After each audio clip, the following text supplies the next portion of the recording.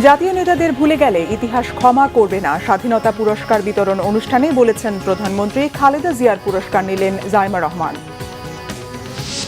বিগত ১৬ বছরে বিসিএস এর অনিয়ম ও দুর্নীতির তদন্ত হচ্ছে, জানালেন জনপ্রশাসন প্রতিমন্ত্রী। বার কাউন্সিলের নির্বাচন স্থগিতে সরকারের হাত নেই, দাবি আইনমন্ত্রী।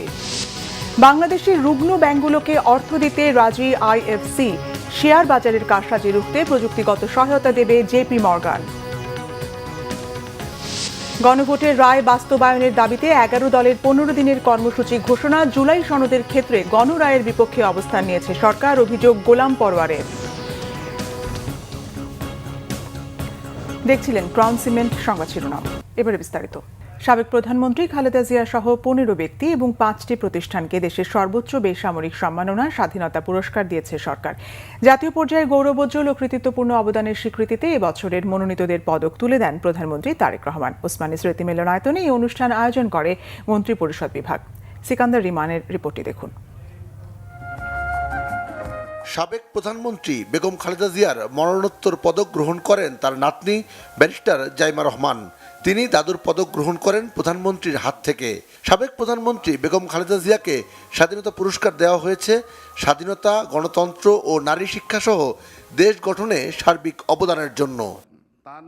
মুক্তিযুদ্ধে অবদানের জন্য মেজর মোহাম্মদ আব্দুল জলিল, সাহিত্যে ডক্টর আশরাফ সিদ্দিকী, সমাজসেবায় ডক্টর জাফরুল্লাহ চৌধুরী ও মেহেরিন চৌধুরী, সংস্কৃতিতে বশির আহমেদ এবং জনপ্রশাসনে কাজী ফজলুর রহমানকে এবার স্বাধীনতা পুরস্কার দেওয়া হয়েছে। পুরস্কার প্রাপ্তদের মধ্যে আরও আছেন বিজ্ঞান প্রযুক্তিতে অধ্যাপক ডক্টর জহুরুল করিম, সংস্কৃতিতে হানিফ সংকেত, ক্রীড়ায় জোবেরা রহমান লিনু, সমাজসেবায় সাইদুল হক, গবেষণা ও প্রশিক্ষণে মোহাম্মদ আব্দুল বাকি, অধ্যাপক ডক্টর এম এ রহিম, অধ্যাপক সুকমল বড়ুয়া এবং পরিবেশ সংরক্ষণে মুকিত মজুমদার বাবু। 5টি প্রতিষ্ঠান এবার স্বাধীনতা পুরস্কার পেয়েছে। মুক্তিযুদ্ধে অবদানের জন্য ফৌজদারহাট ক্যাডেট কলেজ, চিকিৎসাবিদ্যায় ঢাকা মেডিকেল কলেজ, পল্লী উন্নয়নে পল্লী কর্মসহায়ক ফাউন্ডেশন পিকেএসএফ, জনসেবায় এসওএস শিশুপল্লী ও গণস্বাস্থ্য কেন্দ্র পাচ্ছে স্বাধীনতা পুরস্কার। শহীদ রাষ্ট্রপতি জিয়াউর রহমান বলতেন, জাতীয় ঐক্য আমাদের শক্তি, বিভাজন আমাদের দুর্বলতা। সেই কথা স্মরণ করেই বলতে চাই, আমাদের পথ মত ভিন্ন হতে পারে, আমাদের মধ্যে বিভিন্ন ইস্যুতে বিতর্ক বিরোধ থাকতে পারে, তবে আমাদের মধ্যেকার বিতর্ক বিরোধ যেন শত্রুতায় রূপ না নেয়।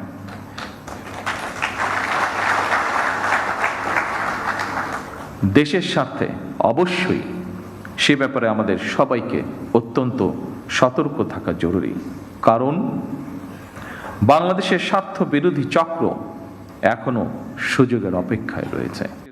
প্রধানমন্ত্রী বলেন, আইন শৃঙ্খলা পরিস্থিতির উন্নয়ন এবং কঠোরভাবে দুর্নীতি নিয়ন্ত্রণের মাধ্যমে জনজীবনে শান্তি ও নিরাপত্তা ফিরিয়ে আনাই হচ্ছে বর্তমান সরকারের অন্যতম প্রধান অগ্রাধিকার।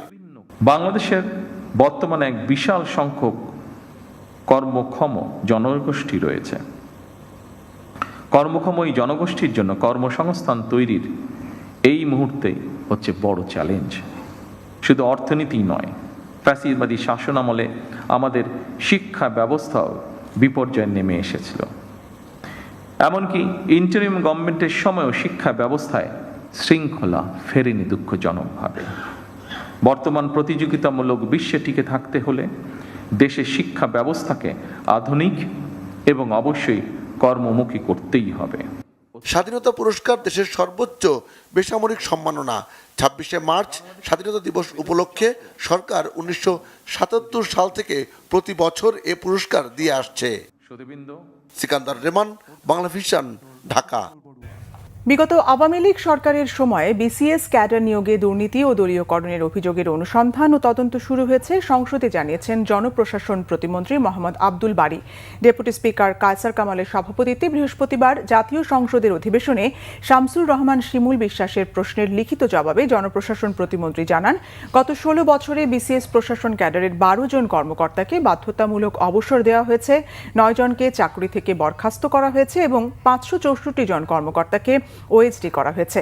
তিনি আরও বলেন, বিসিএস নিয়োগে দুর্নীতি ও দলীয়করণের অভিযোগ গুরুত্ব সহকারে তদন্ত করছে দুদক সহ সংশ্লিষ্ট আইন প্রয়োগকারী সংস্থাগুলো। এরপর মনোযোগ আকর্ষণী নোটিশের কার্যক্রম শেষে বিরোধী দলীয় সদস্য আখতার হোসেন বার কাউন্সিলের নির্বাচন স্থগিতের বিষয়ে সংশ্লিষ্ট মন্ত্রীর বক্তব্য জানতে চান। এর উত্তরে আইনমন্ত্রী মোহাম্মদ আসাদুজ্জামান জানান, বার কাউন্সিল একটি সংবিধিবদ্ধ প্রতিষ্ঠান, মন্ত্রণালয় তাদের সিদ্ধান্তে হস্তক্ষেপ করতে চায় না। এরপর টাইম ম্যাগাজিনে 100 প্রভাবশালীর তালিকায় সংসদ নেতা তারেক রহমানের নাম আসায় সংসদের পক্ষ থেকে ধন্যবাদ জানান চিফ হুইপ নুরুল ইসলাম মনি।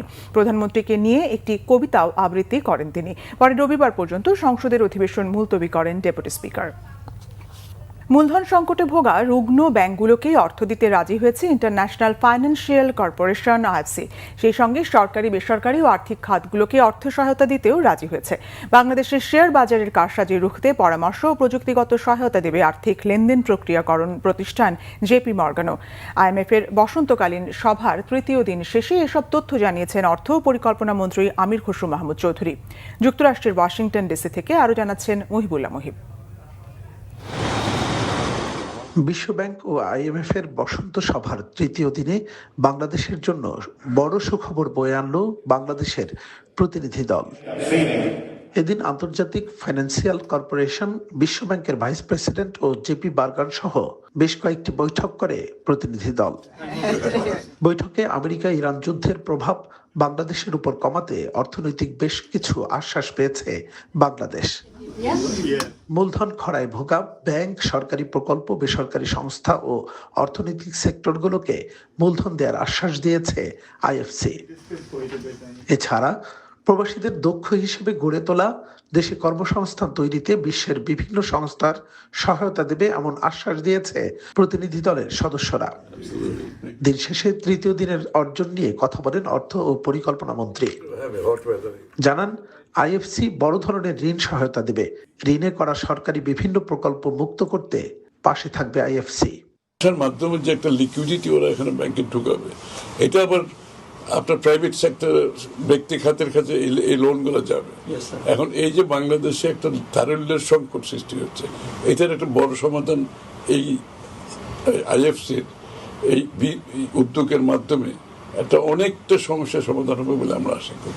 অর্থনীতির অন্যতম মানদণ্ড শেয়ার বাজারে সাধারণ বিনিয়োগকারীদের নিরাপত্তা নিশ্চিত করতে কাজ করবে জেপি মর্গান। পরামর্শের পাশাপাশি প্রযুক্তিগত সহায়তা পাওয়া যাবে বলে জানিয়েছে খোদ অর্থমন্ত্রী। বিএনপির মেইন উদ্দেশ্য হচ্ছে জব ক্রিয়েশন, কর্মসংস্থান। সবকিছু কর্মসংস্থানকে মাথায় রেখে সব প্রোগ্রামগুলো কর্মসংস্থান ছাড়া কোনো প্রোগ্রাম আমরা নিতে যাব না। আমরা যেই বিনিয়োগগুলো হবে, এখানে রিটার্ন অফ ইনভেস্টমেন্ট থাকতে হবে, ভ্যালিউ ফর মানি থাকতে হবে, জব ক্রিয়েশন থাকতে হবে, এনভায়রনমেন্টাল কনসিডারেশন থাকতে হবে। গদবাঁধা নিয়মে দেশের অর্থনীতি আর পরিচালিত হবে না বলেও জানান মন্ত্রী।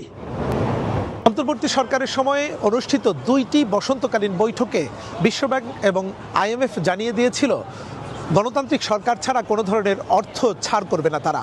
12 ফেব্রুয়ারির নির্বাচনের পর দেশের দায়িত্ব নিয়েছে বিএনপি। আর এবারের এই সম্মেলনে অংশগ্রহণ করেছেন বাংলাদেশের অর্থমন্ত্রী আমির খসরু মাহমুদ চৌধুরী। এবং বিশ্বব্যাংক এবং আইএমএফের কর্মকর্তাদের সাথে বৈঠকে তারা জানিয়েছে যে বাংলাদেশের সকল উন্নয়ন কর্মকাণ্ডে পাশে থাকবেন তারা। Muhibullah Muhib, Bangla vision, Washington DC, যুক্তরাষ্ট্র। গণতন্ত্র ছাড়া বাংলাদেশের মুক্তি বা সমৃদ্ধি সম্ভব নয় বলেছেন স্পিকার হাফিজউদ্দিন আহমদ। বরিশাল নগরীর সার্কিট হাউসে সাংবাদিকদের প্রশ্নের জবাবে স্পিকার আরও বলেন, গণতান্ত্রিক ব্যবস্থা আরও দৃঢ়ভাবে প্রতিষ্ঠিত করে দেশের অর্থনৈতিক অগ্রগতি অর্জন করা সম্ভব। নিরপেক্ষ নির্বাচনের মাধ্যমে যে সংসদ গঠিত হয়েছে, সেই সংসদ বাংলাদেশকে সামনের দিকে এগিয়ে নিয়ে যেতে সক্ষম হবে বলেও আশা তার। এ সময় বরিশালে কাটানো সময়গুলোর স্মৃতিচারণ করেন স্পিকার হাফিজউদ্দিন আহমদ।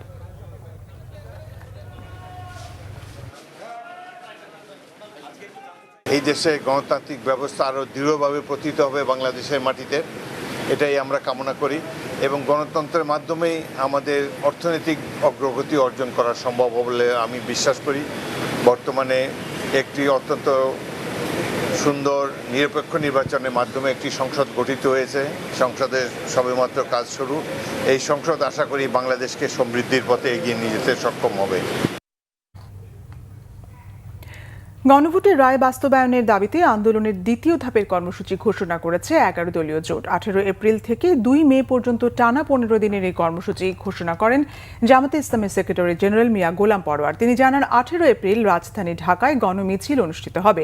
রাজধানীর মগবাজারের আল ফালাহ মিলনায়তনে সংবাদ সম্মেলনে এই কর্মসূচি ঘোষণা করা হয়। ঘোষিত কর্মসূচি অনুযায়ী 25 এপ্রিল দেশের সব বিভাগীয় শহরে গণমিছিল অনুষ্ঠিত হবে, আর 2 মে প্রতিটি জেলায় 11 দলীয় জোটের উদ্যোগে গণমিছিল হবে। এছাড়া মাঝের দিনগুলোতে বিভাগীয় শহর ও গুরুত্বপূর্ণ জেলায় গণভোটের রায় বাস্তবায়নের দাবিতে সেমিনার ও লিফলেট বিতরণ করা হবে। সংবাদ সম্মেলনে মিয়া গোলাম পরোয়ার অভিযোগ করেন, জনগণের প্রত্যাশা অনুযায়ী গণরায় বাস্তবায়ন করা হয়নি, বরং সরকার বিপরীতমুখী অবস্থান নিয়েছে। তিনি বলেন, জ্বালানি খাতে সরকারের বক্তব্য ও বাস্তবতার মধ্যে কোনো মিল নেই। একই সঙ্গে দেশের হাম পরিস্থিতিকে উদ্বেগজনক উল্লেখ করে জানান, লক্ষাধিক রোগী বিভিন্ন হাসপাতালে চিকিৎসাধীন। তিনি বলেন, প্রশাসনে দলীয়করণের মাধ্যমে তাসিবাদী কায়দায় দেশ পরিচালনা করা হচ্ছে। জুলাই সনদের পূর্ণ বাস্তবায়নের মাধ্যমে আইনের শাসন প্রতিষ্ঠার আহ্বানও জানান তিনি। জুলাই জাতীয় সনদে যে জাতীয় ঐক্যের পরিবেশ তৈরি হয়েছিল, তার ভিত্তিতে গণভোটের যে জাতীয় এবং গণরায় আমরা দেখতে পাচ্ছি বেদনার সাথে, সেই গণরায় কিন্তু এখন ক্ষমতায় অধিষ্ঠিত বর্তমান সরকার বাস্তবায়ন করছে না, বরং তার থেকে সোজা একেবারে ইউটার্ন করে নানান অজুহাত তুলে ভিন্ন ব্যাখ্যা দিচ্ছে। জ্বালানি তেলের জন্য রাজধানীর ফিলিং স্টেশনগুলোতে মোটরসাইকেল ও প্রাইভেট কারের দীর্ঘ লাইন, ঘন্টার পর ঘন্টা অপেক্ষা ও ভোগান্তির পর মিলছে কাঙ্ক্ষিত তেল। ফিলিং স্টেশনের পক্ষ থেকে বলা হচ্ছে, ডিপো থেকে তারা পাচ্ছেন না চাহিদা মাফিক তেল। তীব্র গরমের মধ্যে জ্বালানি তেলের জন্য রাজধানীর ফিলিং স্টেশনে অপেক্ষা করতে হচ্ছে মোটরসাইকেল ও প্রাইভেট কার চালকদের। তেলের দীর্ঘ লাইন নিয়ন্ত্রণে প্রতিটি ফিলিং স্টেশনের সামনে মোতায়েন রয়েছে আইনশৃঙ্খলা বাহিনীর সদস্য। মতিঝিল, শাহবাগ, মৎস্য ভবন, আসাদ গেট ও শ্যামলী সহ বিভিন্ন এলাকার ফিলিং স্টেশনে গিয়ে দেখা যায় মোটরসাইকেল চালক কিংবা মালিকদের অনলাইনে রেজিস্ট্রেশনের মাধ্যমে 1000 টাকার তেল বিক্রি চালু রয়েছে। রেজিস্ট্রেশন ছাড়া শুক্রবার থেকে তেল দেওয়া হবে না, এমন ঘোষণাও দেওয়া হচ্ছে পাম্প থেকে। যারা রেজিস্ট্রেশন করতে পারছেন না তাদের 500 টাকার তেল দেওয়া হচ্ছে। এতে বিপাকে পড়ছেন পাঠাও চালকরা। তেলের জন্য প্রাইভেট কার চালকদের বেশি ভোগান্তির শিকার হতে হচ্ছে বলে অভিযোগ করেন চালকরা। ফজরের নামাজ পড়ে তারপর হচ্ছে লাইনে এদিকে নোয়াখালী জেলা শহর থেকে অবৈধভাবে মজুত করা 1200 লিটার পেট্রোল সহ 3 জনকে গ্রেপ্তার করেছে পুলিশ। গতরাতে নোয়াখালী পৌরসভার 3 নম্বর ওয়ার্ডের লক্ষ্মীনারায়ণপুর এলাকায় হাজি আসমত আলীর বাড়িতে এই অভিযান চালিয়ে জ্বালানির ওই মজুদ জব্দ করা হয়। জব্দ করা হয় পেট্রোল পরিবহনের কাজে ব্যবহৃত একটি পিকআপ। গ্রেপ্তারকৃতরা হলো মুশফিকুর রহমান মাহি, মাহমুদুল হাসান ও মোহাম্মদ মঞ্জুর আলম। তারা অবৈধভাবে পেট্রোল মজুত করে বিক্রি করে আসছিল বলে জানায় পুলিশ। এদিকে নাটোরে প্রথমবারের মতো ফুয়েল কার্ডের মাধ্যমে জ্বালানি সরবরাহ কার্যক্রম শুরু হয়েছে। জেলার 32টি পেট্রোল পাম্পে সকাল 10টা থেকে এই সেবা চালু করা হয়। প্রতিটি পাম্পে পুলিশ মোতায়েন রয়েছে।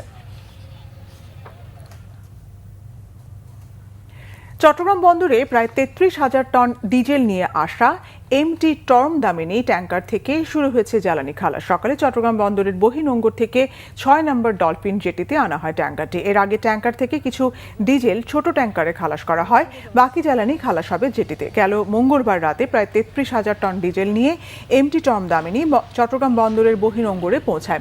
একই সময়ে প্রায় 34,000 টন ডিজেল নিয়ে আসে এমটি লুসিয়া সলিস।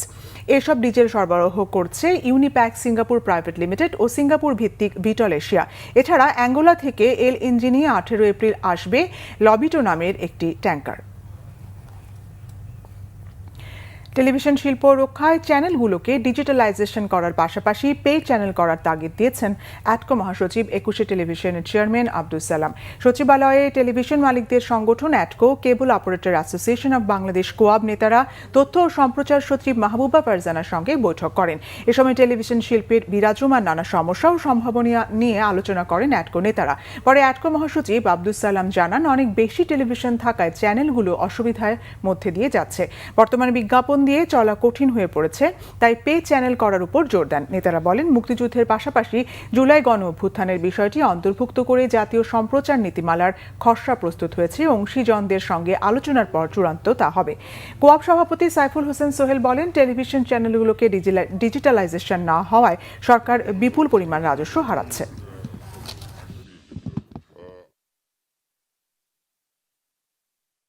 ইন্ডাস্ট্রি থেকে বাঁচাতে গেলে যেটা ডিজিটালাইজেশন দরকার, সেটা আমরা আরেকবার জোর করে বলেছি কারণ ডিজিটালাইজেশন না হলে, পে চ্যানেল না হলে কিন্তু ইন্ডাস্ট্রি বাঁচবে না।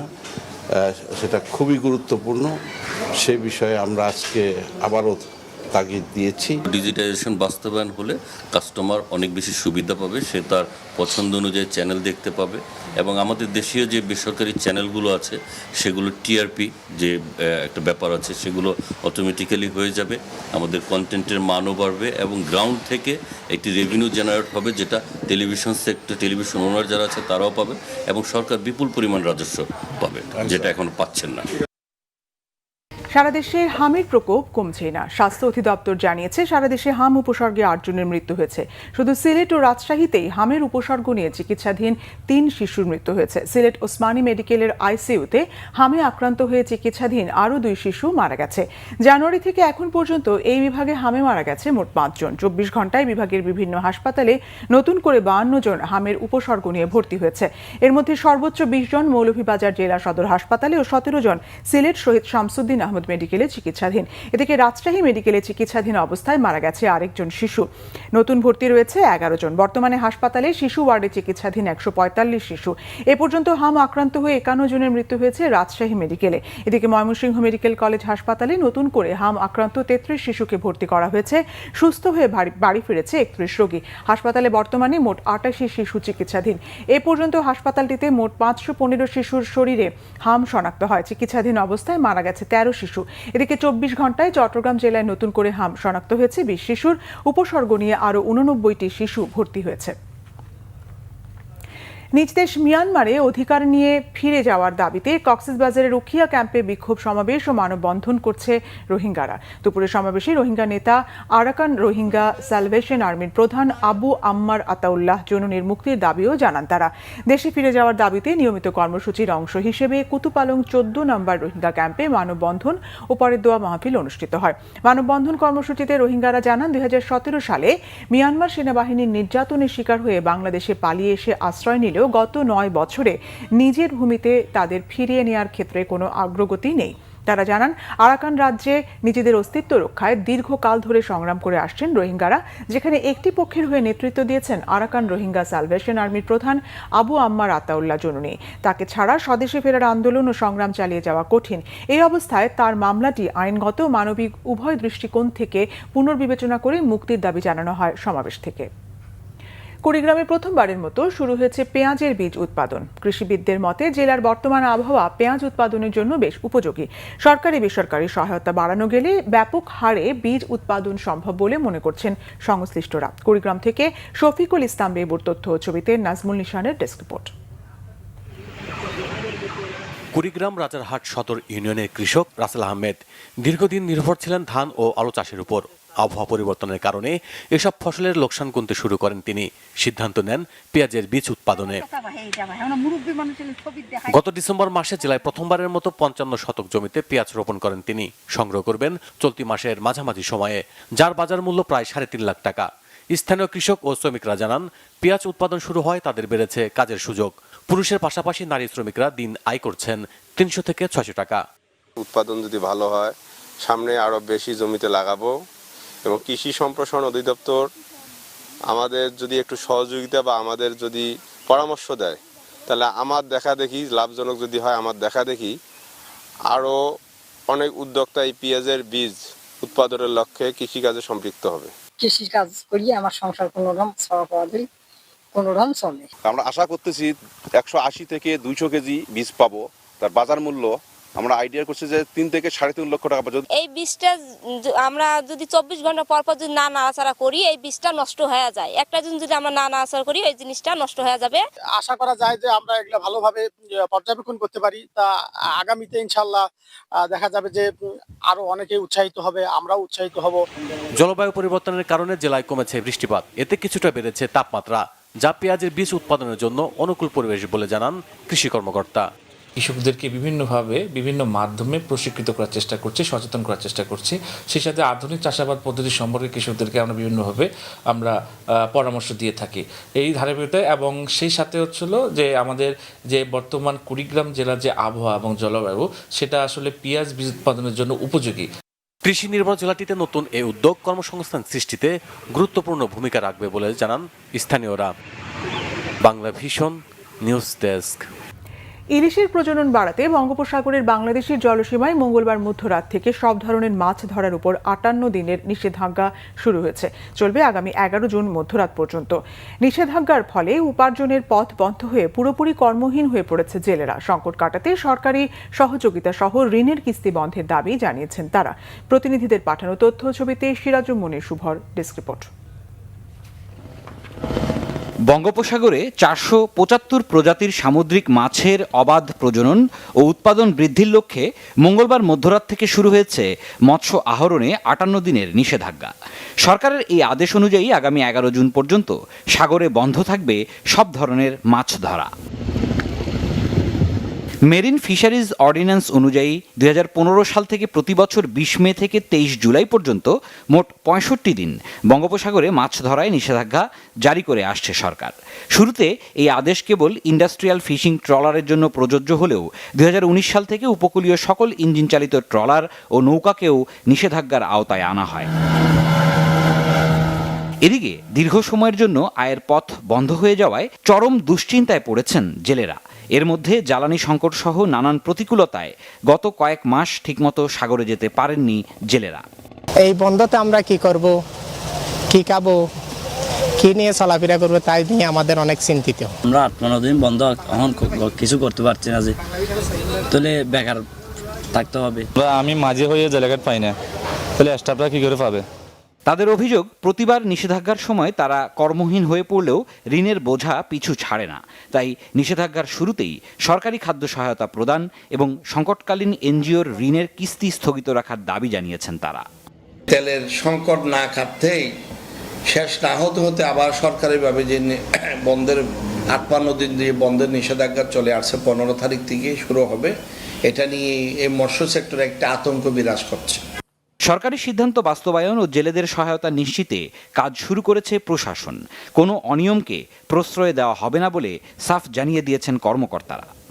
কক্সবাজার জেলায় প্রায় 64,023 জনকে এই প্রণোদনা দেওয়া হবে এবং এটা অলরেডি আমাদের জেলা প্রশাসন থেকে এটা ডিও হয়ে গেছে এবং উপজেলাগুলোতেও ডিও সম্পন্ন হয়ে গেছে। নিষেধাজ্ঞার মধ্যে বাংলাদেশের জলসীমায় ভারতীয় জেলেদের অবৈধ অনুপ্রবেশ ঠেকাতে কঠোর পদক্ষেপের দাবি জানিয়েছেন ভোলা, বরগুনা, কক্সবাজার সহ উপকূলের জেলেরা। সিরাজুম মনির শুভ, বাংলা ভিশন নিউজ ডেস্ক। দেশের বিভিন্ন জায়গার আরো কিছু খবর নিয়ে এখন একটি ডেস্ক রিপোর্ট। ঝালকাঠির শ্মশানঘাটের আগুনে ক্ষতিগ্রস্ত পরিবারের মাঝে খাদ্য সহায়তা দেওয়া হয়েছে। দুপুরে এতে প্রধান অতিথি হিসেবে ক্ষতিগ্রস্তদের খাদ্য সহায়তা দেন বিএনপি চেয়ারম্যানের উপদেষ্টা ও জনস্বাস্থ্য বিশেষজ্ঞ ডক্টর জিয়াউদ্দিন হায়দার। দিনব্যাপী 1.5 শতাধিক মানুষের বিনামূল্যে চিকিৎসা সেবা দেওয়া হয়েছে খাগড়াছড়ির মানিকছড়িতে। যোগ্যছলা সরকারি প্রাথমিক বিদ্যালয় মাঠে মেডিকেল ক্যাম্পটির আয়োজন করে গুইমারা রিজিয়নের আওতাধীন সিন্দুকছড়ি জোন। উদ্বোধন করেন zone commander lieutenant colonel Ismail Shams Azizi. হাম রুবেলা টিকাদান ক্যাম্পেইন 2026 উপলক্ষে সাংবাদিক সম্মেলন হয়েছে ঠাকুরগাঁওয়ে। সিভিল সার্জন কার্যালয়ের সম্মেলন কক্ষে এতে উপস্থিত ছিলেন জেলার স্বাস্থ্য বিভাগের কর্মকর্তারা। ঝিনাইদহ জেলা বাস, মিনিবাস, কোচ ও মাইক্রোবাস শ্রমিক ইউনিয়নের নির্বাচন বাতিলের দাবিতে সংবাদ সম্মেলন হয়েছে। সকালে জেলার কেন্দ্র বাস টার্মিনালে সাধারণ শ্রমিকদের এক অংশের ব্যানারে সংবাদ সম্মেলনটির আয়োজন করা হয়। মাদারীপুরে ব্রিজ নির্মাণের দাবিতে মানববন্ধন করেছে স্থানীয়রা। সকালে সদর উপজেলার জাহুদি ইউনিয়নের টুবিয়া বাহারদি এলাকায় এ কর্মসূচি পালন করা হয়। বাগদা ফার্ম ভূমি উদ্ধার কমিটির মানববন্ধন ও সংবাদ সম্মেলন হয়েছে গাইবান্ধার গোবিন্দগঞ্জে। স্থানীয় প্রেস ক্লাবের সম্মেলন কক্ষে এতে বক্তব্য রাখেন সংগঠনটির সভাপতি বার্মা বাস টুডু ও সাংগঠনিক সম্পাদক স্বপন শেখ সহ অন্যরা। প্রথমবারের মতো ফুয়েল কার্ডের মাধ্যমে জ্বালানি সরবরাহ কার্যক্রম শুরু হয়েছে নাটোরে। জেলার 32টি পেট্রোল পাম্পে সকাল 10টা থেকে গ্রাহকদের ফুয়েল কার্ডটি স্ক্যান করে তথ্য সংগ্রহ শেষে তেল দেয় পাম্প কর্তৃপক্ষ। কেরানীগঞ্জের ঐতিহ্যবাহী সুবর্ধা উচ্চ বিদ্যালয়ের এসএসসি পরীক্ষার্থীদের বিদায় সংবর্ধনা ও মিলাদ মাহফিল হয়েছে। সকালে বিদ্যালয় প্রাঙ্গণে এতে প্রধান অতিথি ছিলেন উপজেলা নির্বাহী কর্মকর্তা মোহাম্মদ ওমর ফারুক।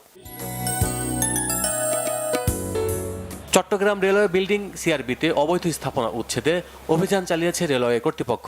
দুপুরে অভিযানে শতাধিক অবৈধ স্থাপনা ভেঙে ফেলা হয়। এসব অস্থায়ী স্থাপনার মধ্যে ছিল অবৈধ টংঘর, খাবারের দোকান সহ বস্তিঘর। Bangla vision news desk. সংবাদ শেষ করব ক্রাউন সিমেন্টের শিরোনামগুলো আরেকবার জানিয়ে। জাতীয় নেতাদের ভুলে গেলে ইতিহাস ক্ষমা করবে না, স্বাধীনতা পুরস্কার বিতরণ অনুষ্ঠানে বলেছেন প্রধানমন্ত্রী। খালেদা জিয়ার পুরস্কার নিলেন জাইমা রহমান। বিগত 16 বছরে বিসিএস এর অনিয়ম ও দুর্নীতির তদন্ত হচ্ছে জানালেন জনপ্রশাসন প্রতিমন্ত্রী। বার কাউন্সিলের নির্বাচন স্থগিতে সরকারের হাত নেই, দাবি আইনমন্ত্রীর। বাংলাদেশের রুগ্ন ব্যাংকগুলোকে অর্থ দিতে রাজি আইএফসি। শেয়ার বাজারের কারসাজি রুখতে প্রযুক্তিগত সহায়তা দেবে জেপি মর্গান। গণভোটের রায় বাস্তবায়নের দাবিতে 11 দলের 15 দিনের কর্মসূচি ঘোষণা। জুলাই সনদের ক্ষেত্রে গণরায়ের বিপক্ষে অবস্থান নিয়েছে সরকার, অভিযোগ গোলাম পরোয়ারের।